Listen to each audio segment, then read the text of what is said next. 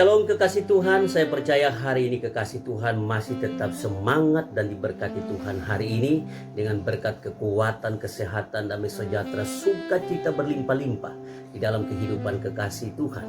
Hari ini kita akan belajar dari satu tema firman Tuhan, yaitu Musa tidak masuk ke tanah Kanaan. Nah, sebelumnya mari sama-sama kita berdoa. Terima kasih Bapa di sorga, kami mau belajar firman Tuhan. Roh Kudus berikan bagi kami roh hikmat, akal budi, supaya kami dapat mengerti firman Tuhan yang kami pelajari. Di dalam nama Tuhan Yesus kami berdoa dan mengucap syukur. Haleluya. Amin. Musa tidak masuk ke tanah Kanaan. Kita buka di dalam Ulangan 34 ayat yang ke-7. Demikian firman Tuhan. Musa berumur 120 tahun ketika ia mati. Matanya belum kabur dan kekuatannya belum hilang. Nah, kekasih Tuhan, selama 80 tahun Tuhan persiapkan Musa untuk memimpin umat Israel menuju tanah Kanaan. Dan selama 40 tahun Musa dan bangsa Israel berada di padang gurun. Nah, kekasih Tuhan, Musa memimpin bangsa Israel dengan hati yang lemah lembut. Musa itu terkenal dengan hati yang lemah lembut. Nah, kalau kita lihat jerilela Musa selama dia memimpin bangsa Israel menuju tanah Kanaan, maka Musa yang seharusnya memimpin umat Israel masuk ke tanah perjanjian, ke tanah Kanaan pada saat itu. Seharusnya Musa yang harus masuk ke tanah Kanaan. Tetapi kekasih Tuhan, sayang sekali karena Musa harus mati di padang gurun tanpa menginjakkan kakinya di tanah yang dirindukannya selama ini, di tanah perjanjian, tanah Kanaan. Dia tidak masuk, kekasih Tuhan. Dia harus mati di padang gurun. Nah, kekasih Tuhan, saya mau beritahu kita semua alasan kenapa Musa tidak masuk ke tanah Kanaan. Ini sangat penting. Kita harus perhatikan benar-benar kenapa Musa tidak masuk ke tanah Kanaan. Alasan yang pertama, yaitu karena Musa tidak percaya kepada Allah. Alasan yang pertama sekali lagi, karena Musa tidak percaya kepada Allah. Kita buka di dalam Bilangan 20 ayat yang ke-12. Demikian firman Tuhan. Tetapi Tuhan berfirman kepada Musa dan Harun, karena kamu tidak percaya kepadaku dan tidak menghormati kekudusanku di depan mata orang Israel, itulah sebabnya kamu tidak akan membawa jemaat ini masuk ke negeri yang akan kuberikan kepada mereka. Nah, kekasih Tuhan, ketidakpercayaan Musa ini berawal dari peristiwa di Meriba. Pada saat itu, di mana orang Israel mengeluh marah kepada Musa dan Harun pada saat itu karena mereka haus, karena mereka kehabisan air. Nah, di dalam peristiwa itu, ketika bangsa Israel haus, Tuhan berfirman kepada Musa di dalam Bilangan 20 ayat yang ke-8 dikatakan begini, demikian firman Tuhan. Ambillah tongkatmu itu dan engkau dan Harun kakakmu harus menyuruh umat itu berkumpul. Katakanlah di depan mata mereka kepada bukit batu itu supaya diberi airnya. Demikianlah engkau mengeluarkan air dari bukit batu itu bagi mereka dan memberi minum umat itu serta ternaknya. Nah, kekasih Tuhan, dalam ayat ini Tuhan menyuruh kepada Musa untuk memerintahkan bukit batu itu, untuk katakanlah memerintahkan bukit batu itu untuk mengeluarkan air. Nah, bukan memukul, kekasih Tuhan. Kita perhatikan benar-benar. Tetapi apa yang terjadi? Musa memukul bukit batu itu sebanyak 2 kali.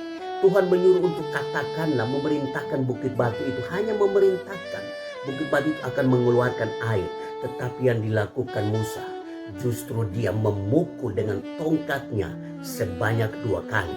Nah, kita lihat itu di dalam Bilangan 20 ayat yang ke-11. Nah, kita lihat ayat ini, demikian firman Tuhan.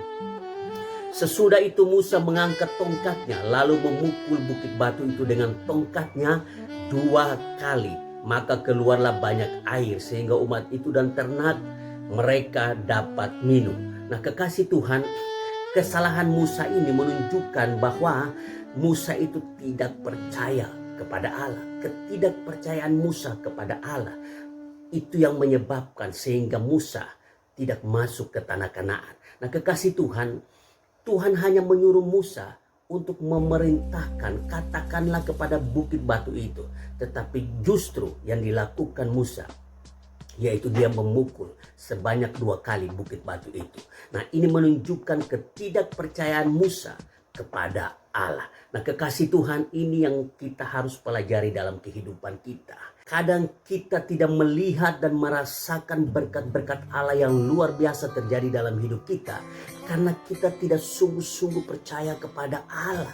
Nah, kekasih Tuhan, apa yang Tuhan katakan dalam firman-Nya, kita masih mengatakan masa iya, mana mungkin kita meragukan akan firman Tuhan dalam hidup kita.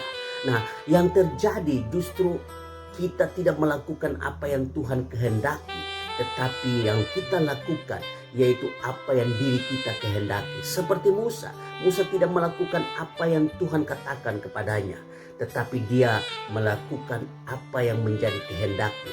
Dia memukul bukit batu itu sebanyak 2 kali, bertentangan dengan apa yang Tuhan perintahkan baginya. Katakanlah, memerintahkan bukit batu itu untuk mengeluarkan air, tetapi justru Musa memukul 2 kali bukit batu itu.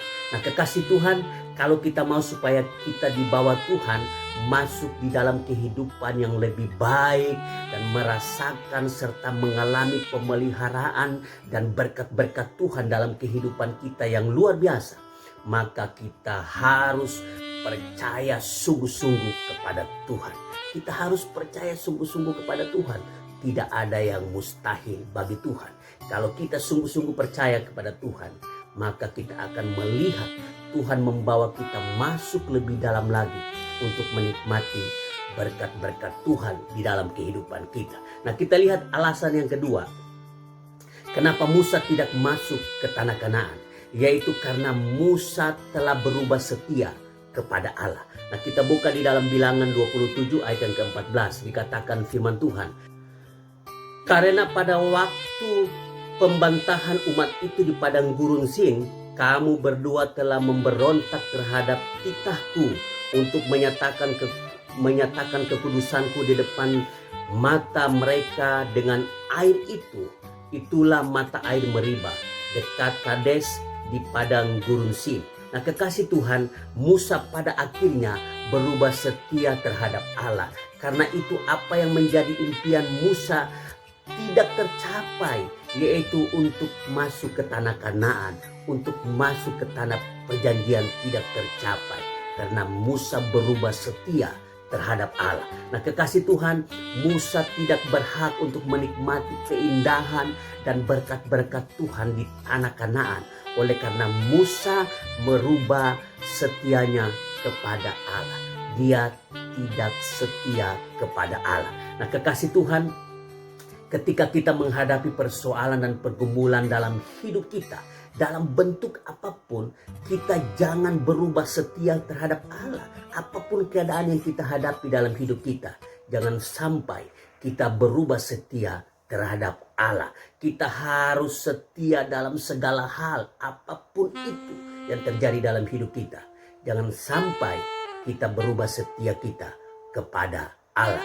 Nah, kekasih Tuhan, orang yang setia disayang Tuhan, dan orang yang setia akan melihat dan merasakan kemuliaan dan berkat-berkat Tuhan di dalam kehidupannya. Nah, kekasih Tuhan, kalau kita ingin agar kita dibawa Tuhan masuk lebih dalam lagi dalam kemuliaan dan berkat-berkat Tuhan yang luar biasa terjadi dalam kehidupan kita, maka kita harus percaya sungguh-sungguh kepada Allah apapun keadaannya, dan kita harus tetap setia terhadap Tuhan apapun keadaan yang kita hadapi. Maka kita akan melihat Tuhan membawa kita lebih dalam lagi untuk menikmati kemuliaan dan berkat-berkat Tuhan di dalam kehidupan kita. Demikian pelajaran firman Tuhan hari ini. Tuhan Yesus memberkati kita semua. Mari sama-sama kita berdoa. Terima kasih Bapa di sorga, kami sudah belajar firman Tuhan. Hari ini kami mau sungguh-sungguh percaya kepada Tuhan, dan kami akan tetap setia kepada Tuhan dalam segala keadaan yang kami hadapi. Kami percaya Tuhan akan membawa kami masuk lebih dalam lagi untuk menikmati kemuliaan dan berkat-berkat Tuhan dalam kehidupan kami. Terima kasih Tuhan, inilah firman Tuhan yang sudah kami pelajari. Biarlah firman Tuhan ini menjadi kekuatan dan solusi dalam kehidupan kami. Di dalam nama Tuhan Yesus Kristus, kami berdoa dan mengucap syukur. Haleluya. Amin.